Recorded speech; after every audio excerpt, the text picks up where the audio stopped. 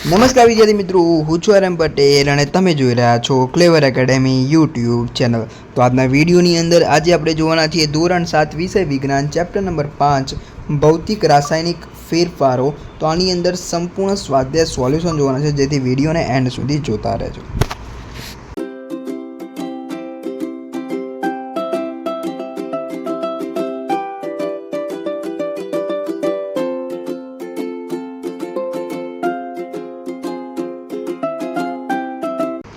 तो विद्यार्थी मित्रों, वीडियो की शुरुआत करने वाला तुमने कही दो कि आपणी चैनल सब्सक्राइब कर देजो, कारण के एवं तमने फर्स्ट एग्जाम हो, सेकंड एग्जाम हो एंड वार्षिक परीक्षा हो एने आपवानो छू IMP। तो विद्यार्थी मित्रों, कोई चैनल आपती नहीं धोरण 6, 7, 8 ना विद्यार्थी माटे, तो हूँ आपणे IMP आपीशू। आपणी चैनल सब्सक्राइब करीने राखजो। ओके, चलो कहीं नहीं, अब सीधा सॉल्यूशन पर जईशुं। तो बात कर लईए नीचे आपेली प्रक्रियाओं थता फेरफारनु भौतिक फेरफार तथा रासायनिक फेरफारों में वर्गीकरण करो। तो प्रकाश संश्लेषण, पानी में साकर के खांडनु ओगळवुं, कोळसानु दहन, मीणनु पीगळवुं, एल्युमिनियमना टुकड़ाने टीपीने तेमांथी एल्युमिनियम फॉइल बनाववी, खोराकनु पाचन। तो भौतिक फेरफार है पानी में साकर के खांडनु ओगळवुं, मीणनु पीगळवुं, एल्युमिनियमना टुकड़ाने टीपीने तेमांथी एल्युमिनियम फॉइल बनाववी, आ बधा शुं छे भौतिक फेरफार। पछी रासायनिक फेरफार शुं छे? प्रकाश संश्लेषण, कोळसानुं दहन अने खोराकनुं पाचन। तो आ जोई लेजो। पहलो प्रश्न जो बात कर लीए। बीजो प्रश्न खरा खोटा। लाकडाने कापीने तेना टुकड़ा करवा ए रासायनिक फेरफार छे, तो आनी अंदर शुं आवशे? खोटुं। लाकडाने कापीने तेना टुकड़ा करवा ए रासायनिक फेरफार नथी। પાંદડામાંથી ખાતર બનવું એ રાસાયનિક ફેરફાર છે, તો સાચું। એટલે અહીંયા લખ્યો છે ટી। લોખંડની પાઇપ પર જસતનો ઢોર ચડાવતા તેને જલ્દી કાટ લાગતો નથી, તે આવશે સાચું। લોખંડ અને તેના કાટ બંને એક જ પદાર્થ છે, તો એની અંદર આવશે ખોટું, ફોલ્સ આવશે। વરાળનું ઠારણ એ રાસાયણિક ફેરફાર નથી, તો એની અંદર આવશે સાચું। તો આ નોટબુકમાં નોટ ડાઉન કરી દેજો, એને આનો સ્ક્રીનશોટ લઈ લેજો। વાત કરીએ આપણે ત્રીજો પ્રશ્ન। ત્રીજા પ્રશ્નની વાત કરીએ તો ખાલી જગ્યા છે।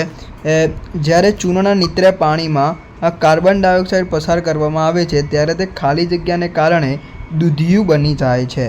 તેનો જવાબ શું આવશે? Calcium carbonate.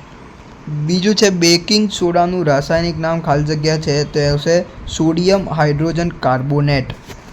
લોખંડને કાટ લાગતા બચાવવાની બે રીતો ખાલી જગ્યાને ખાલી જગ્યા છે। લોખંડને કાટ લગાવતા બે રીતો, એક છે રંગ કરવો અને બીજું છે ગેલ્વેનાઇઝેશન। વાત કરીએ આગળ। પદાર્થના માત્ર ખાલી જગ્યા ગુણધર્મમાં થતા ફેરફારને ભૌતિક ફેરફાર કહે છે। તો કયો ભૌતિક ગુણધર્મમાં ફેરફાર થાય તેને શું કહેવાય? ભૌતિક ફેરફાર। એવો ફેરફાર જેમાં નવો પદાર્થ બને છે તેનું ખાલી જગ્યા ફેરફાર કહે છે, તો શું આવશે? રાસાયણિક ફેરફાર। તો અહીંયા થોડું ટાઈપિંગ મિસ્ટેક હોય એને જોઈ લેવાનું, તેને આવશે બરાબર। ઓકે, વાત કરી દઈએ આગળ। પ્રશ્ન નંબર 4। જ્યારે લીંબુના રસની સાથે બેકિંગ સોડાને ભેળવવામાં આવે છે, ત્યારે પરપોટા થઈને વાયુ મુક્ત થાય છે। આ કયા પ્રકારનો ફેરફાર છે સમજાવો। જ્યારે લીંબુના રસની સાથે બેકિંગ સોડાને ભેળવવામાં આવે છે, ત્યારે કાર્બન ડાયોક્સાઇડ વાયુ અને અન્ય નવા પદાર્થો ઉત્પન્ન થાય છે, તેથી તે ફેરફાર રાસાયણિક ફેરફાર છે। આટલું નોટબુકમાં નોટ ડાઉન કરતા રહેજો, જેથી તમને હેલ્પફુલ થાય, જેથી તમને વાંચવામાં સરળ પડે। જ્યારે મીણબત્તી સળગે છે, ત્યારે ભૌતિક અને રાસાયણિક બંને ફેરફાર થાય છે। આ ફેરફારોને ઓળખો તથા એક બીજું એવું ઉદાહરણ આપો કે જેમાં ભૌતિક અને રાસાયણિક બંને પ્રકારના ફેરફાર થતા હોય। તો જ્યારે મીણબત્તી સળગે છે ત્યારે સૌપ્રથમ મીણ પીગળે છે, જે ભૌતિક ફેરફાર છે। મીણના પીગળવા સાથે મીણ સળગીને ઓક્સિજન સાથે રાસાયણિક પ્રક્રિયા કરી કાર્બન ડાયોક્સાઇડ વાયુ ઉત્પન્ન કરે છે, તે ફેરફાર રાસાયણિક ફેરફાર છે। આખું બીજું ઉદાહરણ સલ્ફરને ગરમ કરવું છે। તો આ પ્રશ્નોથી આપણા ચોથો અને પાંચમો પ્રશ્ન। વાત કરી દઈએ આગળ છઠ્ઠો પ્રશ્ન। તમે કેવી રીતે બતાવી શકશો કે દહીંનું જામવું એ રાસાયણિક ફેરફાર છે? તો દહીં દૂધમાંથી બને છે। દૂધમાં બેક્ટેરિયાની પ્રક્રિયાથી દહીં નવા ગુણધર્મોવાળો પદાર્થ બને છે। દૂધ અને દહીં જુદા જુદા રાસાયણિક ગુણધર્મો ધરાવે છે, તેથી દહીંનું જામવું એ રાસાયણિક ફેરફાર છે। સમજાવો કે લાકડાનું દહન થવું તથા લાકડાને તેના ટુકડાઓમાં કાપવું બંને જુદા જુદા પ્રકારના ફેરફાર ગણવામાં આવે છે। તો લાકડાનું દહન થાય ત્યારે રાસાયણિક પ્રક્રિયા થઈ નવા પદાર્થ રાખ અને કાર્બન ડાયોક્સાઇડ બને છે, તેથી તે રાસાયણિક ફેરફાર છે. જ્યારે લાકડાને કાપીને ટુકડા કરવામાં આવે છે ત્યારે તેનો આકાર અને કદ બદલાય છે, પરંતુ નાના ટુકડાઓ રહે છે તો લાકડું જ, તેથી તે ભૌતિક ફેરફાર છે. પછી આપણે છઠ્ઠો સાતમો પ્રશ્ન પતી ગયો છે. તમારે સ્ક્રીનશોટ લેવો તો લેતા જજો. વાત કરી લઈશું હવે આઠમો પ્રશ્ન. કોપર સલ્ફેટના સ્ફટિકો કેવી રીતે બનાવવામાં આવે છે તેનું વર્ણન કરો. કોપર સલ્ફેટના સ્ફટિકો મેળવવાની ક્રિયાને સ્ફટિકીકરણ કહે છે. કોપર સલ્ફેટના સ્ફટિક મેળવવાની રીત નીચે મુજબ છે.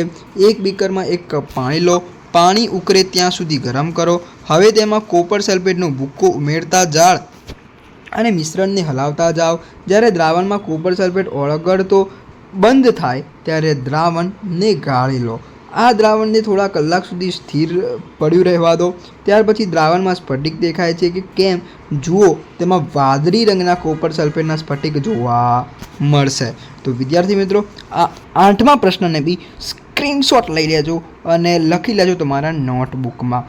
વાત કરી લઈએ આપણે 9મો પ્રશ્ન.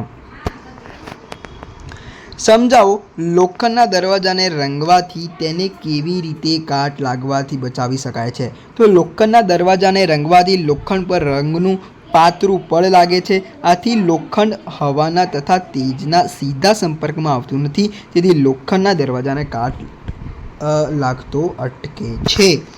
વાત કરીશું આગળ. સમુદ્રી કિનારાના પ્રદેશોમાં રણ વિસ્તારના પ્રદેશો કરતાં લોખંડને કાટ ઝડપથી લાગતો હોય છે, તે વાત સમજાવો.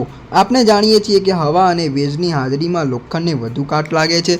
સમુદ્ર કિનારાના પ્રદેશોમાં હવા ભેજવાળી હોય છે, જ્યારે રણ વિસ્તારના પ્રદેશોમાં હવા સૂકી હોય છે. ઉપરાંત દરિયા કિનારાના પ્રદેશોમાં પાણી પણ ક્ષારવાળું હોય છે, જે લોખંડની કાટવાની પ્રક્રિયામાં વધારો કરે છે. આથી રણ વિસ્તારના પ્રદેશો કરતાં સમુદ્ર કિનારાના પ્રદેશોમાં લોખંડને કાટ ઝડપથી લાગે. તો આ વાત થઈ વિદ્યાર્થી મિત્રો 9મો અને 10મો પ્રશ્ન. વાત કરીશું તમારો 11મો પ્રશ્ન. આમાં તો ખાલીમાં ખાલી વિકલ્પ છે. રસોડામાં રસોઈના કામમાં વપરાતો ગેસ એ લિક્વિફાઈડ પેટ્રોલિયમ ગેસ છે, એટલે કે LPG. તમને એવું કે LPGનું પૂરું નામ જણાવો, તો લિક્વિફાઈડ પેટ્રોલિયમ ગેસ. સિલિન્ડરમાં તે પ્રવાહી સ્વરૂપે હોય છે. તે જ્યારે સિલિન્ડરમાંથી બહાર આવે ત્યારે તે વાયુમાં રૂપાંતર થાય છે. ફેરફાર A, ત્યારબાદ તેનું દહન થાય, કાં તો ફેરફાર B. આ ફેરફાર સાથે સંબંધિત નીચેના વિધાન સંબંધ ધરાવે છે. તો કયો વિકલ્પ આવશે? તમને ઘણા બધા વિકલ્પો આપેલા છે, એમાંથી તમે બીજા નંબરનો જવાબ આવશે આપણો. ફેરફાર B રાસાયણિક ફેરફાર છે. વાત કરીશું વિદ્યાર્થી મિત્રો તમારો 12મો પ્રશ્ન, એટલે કે લાસ્ટ પ્રશ્ન. પ્રાણી કચરાને પચાવીને અજારક બેક્ટેરિયા બાયોગેસ બનાવે છે. ફેરફાર A, ત્યારબાદ બાયોગેસનું બળતણ તરીકે દહન થાય છે. ફેરફાર B, તો તેની સાથે સંબંધિત નીચે આપેલા વિધાનોમાંથી સાચું વિધાન પસંદ કરો. ઉપરોક્ત બંને ફેરફાર રાસાયણિક ફેરફાર છે. તો વિદ્યાર્થી મિત્રો, આ તમારો લાસ્ટ પ્રશ્ન હતો આ સ્વાધ્યાય સોલ્યુશનનો. જો વિડીયો સારો લાગે તો વિડીયો લાઇક કરજો, ચેનલની અંદર ચેનલ સબસ્ક્રાઈબ કરજો, બેલ આઇકનને જરૂરથી પ્રેસ કરજો. મળીશું નેક્સ્ટ વિડીયોમાં. ત્યાં સુધી good bye, take care, all the best.